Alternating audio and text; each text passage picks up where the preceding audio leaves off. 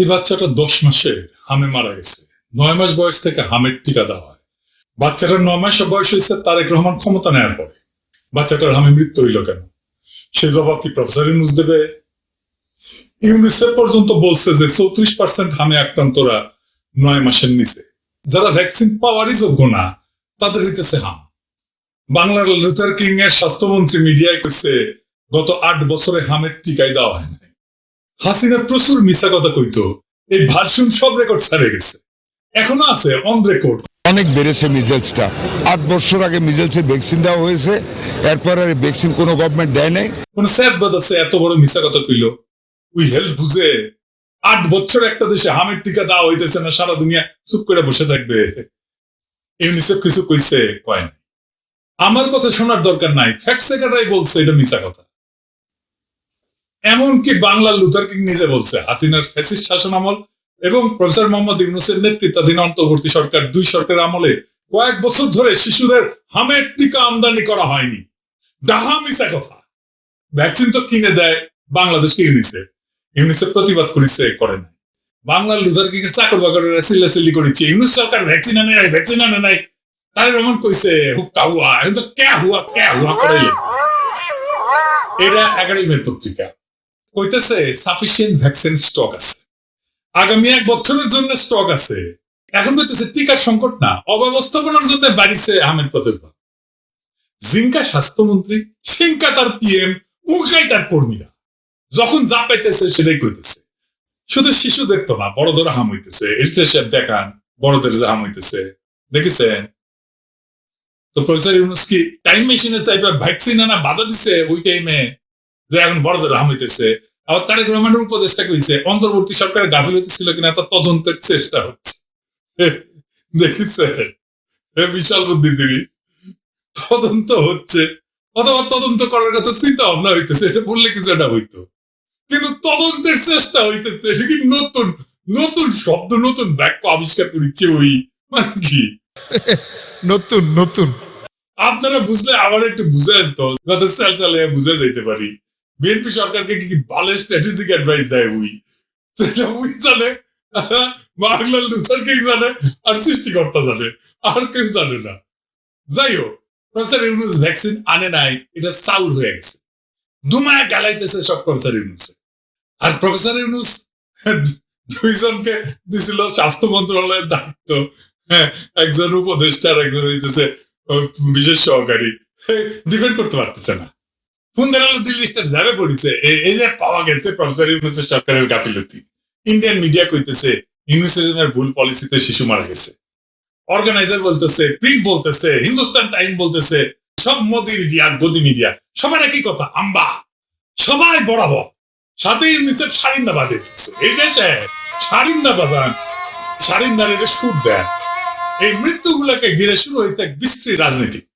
যেহেতু এই বিষয়টা টেকনিক্যাল, আর প্রফেসর ইউনূস সরকার যেহেতু পলিটিক্যাল সরকার ছিল না, তার রাজনৈতিক দল নাই, আর 2 ভার্সনরা দিছিল স্বাস্থ্য মন্ত্রণালয়ের দায়িত্ব, তাই আওয়ামী লীগ, বিএনপি, ইন্ডিয়া, পুন্দের আলো, দিল্লি স্টার যে যে বয়ান দিতেছে সে বয়ান পাবলিক কেটেছে। সত্য মিথ্যা কোনো কিছু বিচার করতেছে না কেউ। কারাই রাজনীতি করতেছে এবং কেন করতেছে, আজকের এপিসোড সেটাই খোলসা করে সবাই দেখায় দিব। আপনারা বিষয়টা নিয়ে একটা পরিষ্কার স্বচ্ছ ধারণা পাইবেন। আমার কথা শোনার দরকার নাই, আমি যে প্রমাণ দেখাবো কাগজে কলমে সেটা দেখবেন, সিদ্ধান্ত আপনি নেবেন। আসেন আল্লাহর নামে শুরু করি। এই যে প্রফেসর ইউনূসের সরকার ভ্যাকসিন আনেনি, এই যে ন্যারেটিভ তৈরি হলো কেমনে? 8 দিনে তৈরি হয়েছে, মোট 8 দিন আমি গুনে দেখছি। 11টা পত্রিকা, মূলত 2টা দেশে, বাংলাদেশ আর ইন্ডিয়া, প্রায় হুবহু একই কথা। শুরুটা হইতেছে 30 এপ্রিল 2026। এইটা একটা সায়েন্স বলে একটা পত্রিকা আছে, এখানে লিখছে বাংলাদেশে এক ফটো সাংবাদিক, ওই কিন্তু ফটো সাংবাদিক, ছবি তোলে, কিন্তু জার্নালিস্ট না, স্বাস্থ্য নিয়ে লেখার ক্যাপাসিটি নাই, অনেক রহমান না। তো যাই হোক, মূল লাইনটা যেটা সেটা হইতেছে, সে কইতেছে ইংরেজি যেহেতু কইতেছে ঠিক আছে, তাই না? বাংলা কি কইতেছে? সেপ্টেম্বর 2025 ইউনূস সরকার ইউনিসেফের মাধ্যমে টিকা কেনা বন্ধ করছে এবং ওপেন টেন্ডার রেখেছে। এই জিনিসটা মাথায় রেখেন, এখানে আমরা ফিরে আসবো। সত্যি সত্যি প্রফেসর ইউনূস সেপ্টেম্বরে বন্ধ করেছিল কিনা টিকা কেনা ইউনিসেফ। এই একটা বাক্য থেকে পুরা ঝড়। এই অনেক রহমানকে সেটা আমরা পরে দেখবো, একেবারে গোষ্ঠী সুদ্ধা দেখবো, পুরো সিলসিলা দেখবো, মজা আছে, সব ডট মিলে যাবে আর কি, বরাবর হয়ে যাবে। পরের দিন 1 মে, একদিন পরে ভারতের দে প্রিন্ট এ লিখেছে ইংরেজি, ইংরেজি যেহেতু লিখেছে ঠিকই লিখেছে তাই না, বাংলায় কই 250-র বেশি মানুষ, বেশিরভাগই শিশু মারা গেছে, কারণ ইংলিশ সরকার টিকা ক্রয়ের নিয়ম পরিবর্তন করছে। তো প্রিন্টারটা সূক্ষ্ম সংযোজন করছে যেটা ওই সায়েন্সে নাই। সেটা হইতেছে যে এই প্রাদুর্ভাব ভারতের জন্য বিপদ। যশোর চাঁপাইনবাবগঞ্জ দিয়ে ব্যস্ত সীমান্ত পারাপার হয়, সীমান্ত পার হয়ে ভাইরাস ঢোকার ঝুঁকি বেড়েছে। 2 মে, তার একদিন পরে 3টা বাংলাদেশি পত্রিকা, আগে ইন্ডিয়া করেছে, আগে হাল যেদিকে গেছে পিসা হাল এখন সেদিক দেওয়া যাবে। 3টা পত্রিকা, বিজনেস স্ট্যান্ডার্ড, দিল্লি স্টার আর বিডি নিউজ 24, 3টাই বরাবর দিল্লির বরাবর আর কি, বুঝে যাও। 3টাই সায়েন্সের কথা হুবহু রিপিট করেছে। কেউ ইপিআই অফিসে যায়নি, কেউ স্বাধীন তদন্ত করেনি, কেউ একটু ইউনিসেফের সাথে কথা বলেনি, কেউ কাগজপত্র দেখেনি। একই দিনে সোশ্যাল নিউজ এক্সওয়াইজেড ভারত থেকে একই কথা। 3রা মে, ভারতের আরএসএস অ্যাফিলিয়েটেড অর্গানাইজার একটা পত্রিকা আছে, 2টা প্রতিবেদন, সায়েন্সে যেটা নাই সেটা আবার অর্গানাইজার যোগ করেছে। শুনেন আমি পড়িচ্ছি কি কয়। আমের প্রাদুর্ভাব হইল ইউনিশ সরকারের ব্যর্থ নীতি, স্বার্থপর কাজ আর অমানবিক কার্যক্রমের সর্বশেষ নৃশংসতা, যার মধ্যে রয়েছে সংখ্যালঘু হিন্দু সম্প্রদায়ের উপরে তীব্র সহিংসতা ও হত্যা। কার মধ্যে কি পান্তাভাতে কি, কার মধ্যে হিন্দু, আমের মধ্যে হিন্দু নির্যাতন ঢুকেছে, বুঝতে পারছেন তো কই থেকে কই যাইতেছে। জনস্বাস্থ্য সংকটকে জুড়ে দিতেছে হিন্দু সম্প্রদায়ের নির্যাতনের সাথে, শিশু মৃত্যুকে সাম্প্রদায়িক ন্যারেটিভ ঢুকাই দিছে এর মধ্যে, বুঝে চাও মানে কিরকম মাল। এর ইন্ডিয়ান মিডিয়ার কৌশল স্ট্রাকচার। বাংলাদেশে যে কোনো সংকট, বন্যা হোক, ডেঙ্গু হোক, হাম হোক, সবকিছুতে হিন্দু নিপীড়ন ঢুকে দিবি আর কি, বুঝে চাও। আবার 7 মে ইন্ডিয়ান আওয়াজ ওই লিখেছে উন্নয়ন সহযোগীদের সতর্কবার্তা সত্য, মানে ইউনিসেফের কথা কইছে, বাংলাদেশ 2025-এ ইউনিসেফ সমর্থিত টিকা ক্রয় থেকে ওপেন টেন্ডার পদ্ধতিতে চলে গেছে কিন্তু বলতেছে, এটা খেয়াল রাখেন, আমরা পরে দেখবো আসলে চলে গেছে কিনা। 8 দিন 11টা জায়গা থেকে একটাই উৎস, এই সায়েন্স ম্যাগাজিন, বাকি সব কমে। এটা কয় ন্যারেটিভ লন্ডারিং, বুঝতে চাও মানে একই উৎস থেকে সংবাদ তৈরি করা, দেশে দেশে চালান করে বিশ্বাসযোগ্যতা তৈরি করা। আপনি ফেসবুকে দেখেন এতগুলো পত্রিকা একই কথা বলতেছে, মনে হয় নিশ্চয়ই সত্যি, সবগুলো একই উৎস থেকে। কোনটা? Science, science, science. বলো দেখি সায়েন্স কি? What is science? স্যার, এই যে মাথার উপরে ফ্যান ঘুরছে, এটাই সায়েন্স। আপনি চোখে কম দেখার পরেও পাওয়ার গ্লাসের মাধ্যমে সঠিক দেখছেন, এটাই সায়েন্স। মোবাইলে যে কথা বলি, এটাই সায়েন্স। এই সায়েন্স নিয়ে বাংলাদেশের পোস্টার বয় তাসনিম খলিল লিখলো সলিড রিপোর্টিং কেমনি ইউনিশ সরকার রক্ষা পায় দেখবো, ইউনিসকে কয় স্পিন মাস্টার। এটা আবার প্রচার সাক্ষাৎকার দেয়। যাই হোক, ওটা সলিড রিপোর্টিং কেমন সেটা আমরা পরে দেখবনি। এই সায়েন্সের সলিড রিপোর্টিং এর পোস্টমর্টমের আগে আমাদের কিছু জিনিস বুঝে নেওয়া দরকার। আপনাদের এই জটিল বিষয়টা বুঝতে এটা সুবিধা হবে। আলাপটা জটিল না, কিন্তু এই জিনিসটা বোঝার জন্য এই আগের জিনিসগুলো বুঝে নেওয়া দরকার, কারণ টেকনিক্যাল জিনিস, তাই তো। আসেন সেটা একটু বুঝে দেখি। ইপিআই কি কি টিকা দেয়, কত খরচ? বাংলাদেশ বাচ্চাদের টিকার যে পুরো সিস্টেমটা, এটাকে বলে EPI expanded programme of immunisation, বাংলায় সম্প্রসারিত টিকাদান কর্মসূচি। এই ইপিআই কি করে? 9টা টিকা দেয়, 12টা রোগ থেকে বাচ্চাদের বাঁচায়। কি কি? যক্ষা, পোলিও, ডিপথেরিয়া, ধনুঃসংক্রাম, টিটেনাস, হুপিং কাশি, হেপাটাইটিস বি, নিউমোনিয়া, মেনিনজাইটিস, হাম, রুবেলা, টাইফয়েড। টাইফয়েডটা শেষে যোগ করছে, 2019 যোগ করছে কিন্তু টাইফয়েডের টিকা, এটা আবার কেউ করবে না, নতুন একটা টিকা যোগ করেছে। এই ইপিআই টিকার ফলে প্রত্যেক বছর 94,000 শিশুর জীবন বাঁচে। কত টাকা লাগে এই টাকাটা কিনতে? এই 2019 সরকার 25-26 অর্থ বছরে ইপিআই এর জন্য 842 কোটি টাকা বরাদ্দ করেছে সরকারি বাজেট থেকে, মানে প্রায় 1000 কোটি টাকা প্রফেসর ইউনূস নিজে বরাদ্দ দিচ্ছে। এডিবি থেকে আরো 609 কোটি টাকা ঋণ, মোট 1450 কোটি টাকা।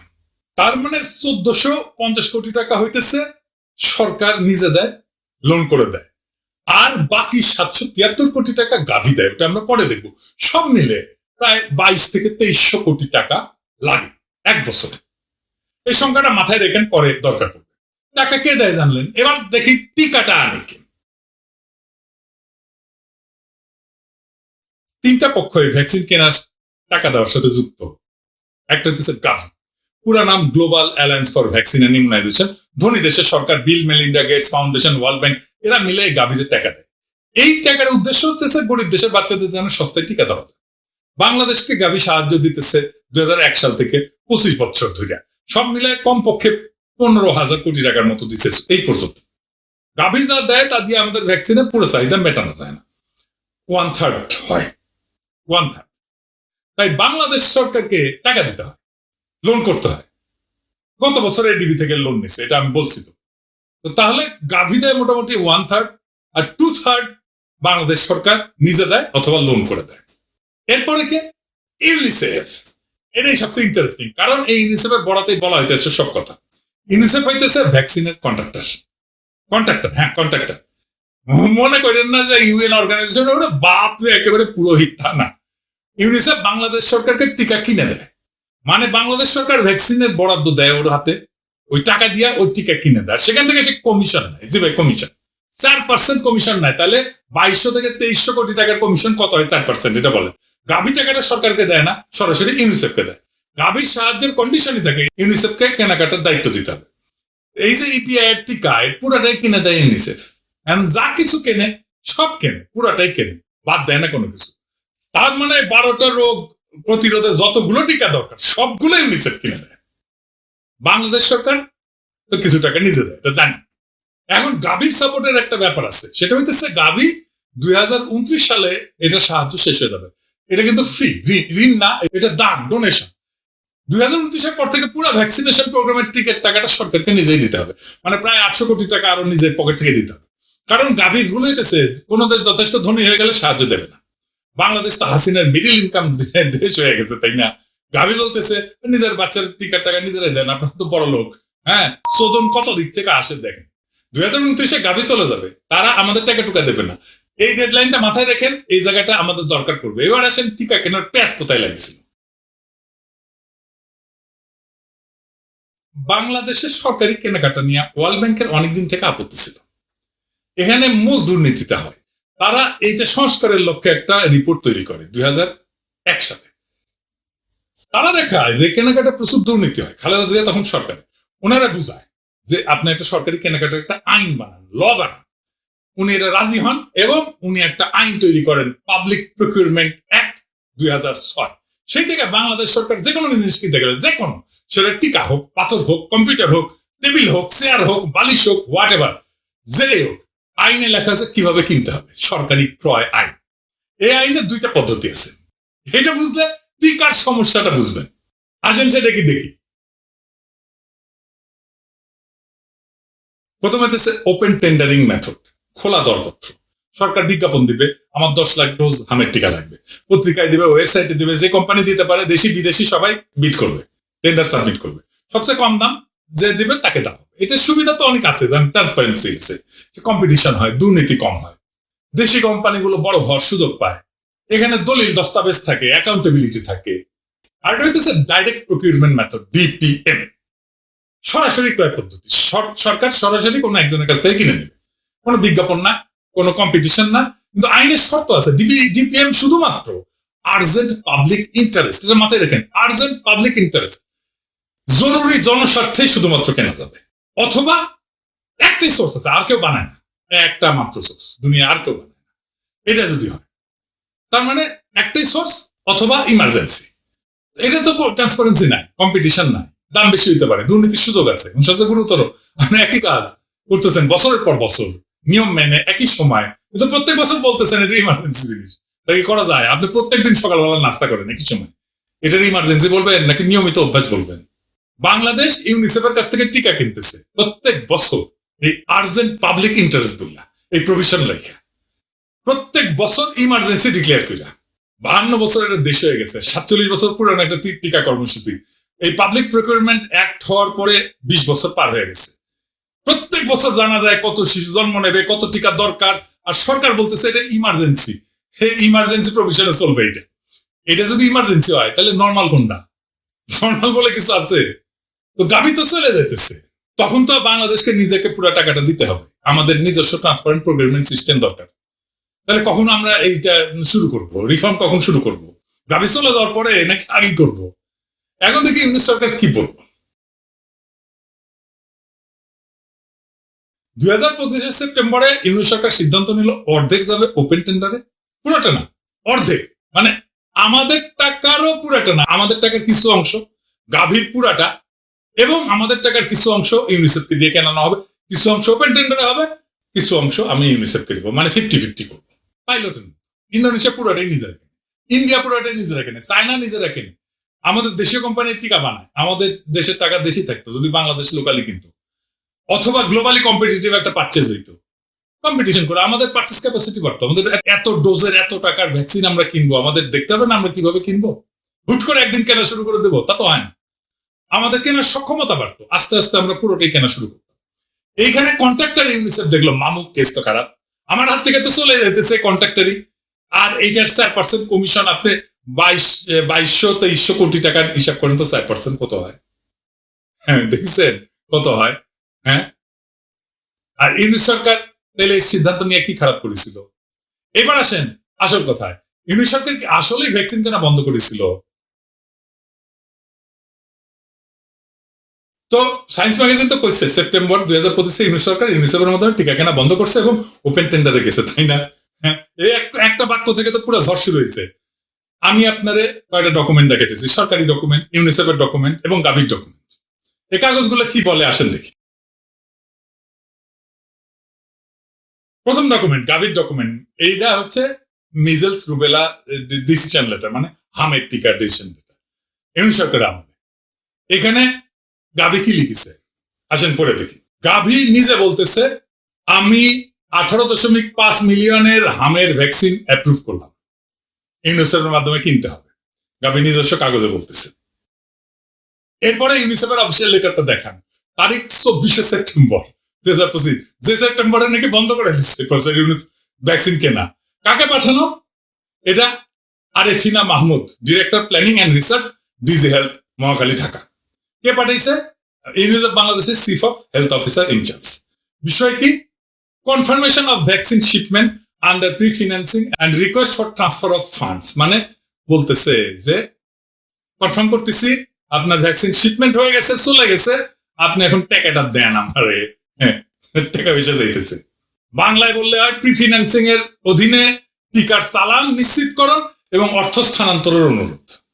এখানে কি বলতেছে আমি বাংলায় কই, সব চালান বাংলাদেশে সম্পন্ন হয়েছে, তারপরে এটা টেবিল আছে কোন কোন কোন কোন টিকা, হ্যাঁ টেবিলটা দেখান এডিটর সাহেব।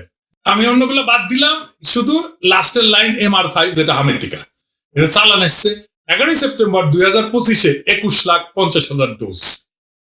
বুঝেছেন? 11 সেপ্টেম্বর 2025 21,50,000 ডোজ হামের ভ্যাকসিন বাংলাদেশে আসছে ইউনিসেফের মাধ্যমে। ইউনিসেফ কিনে দিচ্ছে, ইউনিসেফ নিজে কনফার্মেশন লেটার দিচ্ছে। আর সায়েন্স ম্যাগাজিন কইতেছে সেপ্টেম্বরে ইউনিট সরকার ভ্যাকসিন কেনা বন্ধ করে দিচ্ছে ইউনিসেফের মাধ্যমে। জাউরামের একটা সীমা থাকবে তো, মানে জাউলারও তো সীমা থাকে। সেপ্টেম্বর মাসে 11 তারিখে ইউনিসেফ নিজে 21 লাখ ডোজ ডেলিভারি করতেছে, ইউনিসেফের নিজের চিফ অফ হেলথ বলতেছে, সে সই করতেছে, তারিখ হইতেছে 24 সেপ্টেম্বর। পুরা তো মিথ্যা ন্যারেটিভ। এটি দেখেন ইউনিসেফ যে কমিশন নেয় এটাও লেখা আছে, এটা সব দেখেন 4% কমিশন নেয়। এইবার আসেন এই যে সায়েন্সে যে লিখেছে অনেক রহমানি কে? সে দিল্লি স্টারের মাল, দিল্লি স্টার তার নিয়ে স্টোরি করে। উনি লিখেছে a son of a freedom fighter and broadcast journalist of Bangladesh বেতার ডিউরিং 1971। আরো বলা হয়েছে বাবার যুদ্ধ এবং রাজনীতির গল্প শুনে অনেকের আগ্রহ তৈরি হয়। ব্যান্ড পার্টি ভাষা এডিটর সাহেব খাপে কাপ মমতাজের বাপ, সেটা পুরস্কার পাচ্ছে 2014 সালে বিএনপির অগ্নি সন্ত্রাসের উপরে ফটো তোলার জন্য লেখে। এডিটর সাহেব ওয়েবসাইট থেকে দেখান, দেখিছেন দেখিছেন বিএনপি এটা বেরি করিচ্ছে, বিএনপি হিরো বানাচ্ছে, কি মজার মজা। টাইম ম্যাগাজিনে জুলাই বিপ্লব নিয়ে তার একটা ছবি ছাপা হয়েছে, দেখেন অনেক ছবি ছাপা হয়েছে বিভিন্ন পত্রিকায়, ছাত্ররা পুলিশ পিটাইতেছে, বুঝেছেন? এটা রামগরুরের ছানা, যত ছবি পাঠাইছে সব দেখলে জুলাই যোদ্ধাদের ভিলেন মনে হবে, বুঝেছেন তো? এটা আওয়ামী ইন্ডিয়ান ন্যারেটিভ, সেটা তারেক রহমান আর বিএনপি পিক করেছে, কারণ এটাও বন্দোবস্ত, ইউনিট সরকারের জুলাই যোদ্ধাদের এভাবে আক্রমণ করা হবে। আর প্রফেসর ইউনূস যাদের স্বাস্থ্য মন্ত্রণালয়ের দায়িত্ব দিছে তারা ডিফেন্ড করতে পারতেছে না, তাদেরকে পারে নাই। পুরো ডিফেন্ডেবল একটা ইস্যুতে ধুমায় গালি খাইলো ইউনিট সরকার নিজে। প্রফেসর ইউনূস আসলে বেশি গেছে। ইউনিট সরকারের সাথে আমার কোনো প্রেম নাই, তবে আমি কম সমালোচনা করিনি ইউনূস সরকারকে, কিন্তু যখন ইন্ডিয়ান ন্যারেটিভ বাংলাদেশে ফেরি করতে আসবে তখন এইভাবে বাম্বু দেওয়া হবে ধরে ধরে সব কয়টারে, কোনো মাপ নাই। কারণ হাদির সেই কথা আমিও বুকে ধারণ করি, জান দেবো তবু জুলাই দেবো না। ইনকিলাব জিন্দাবাদ। আর এই জুলাইয়ের কথাই রাখার জন্য আমরা বলেছি, জান দিব জুলাই দিব না।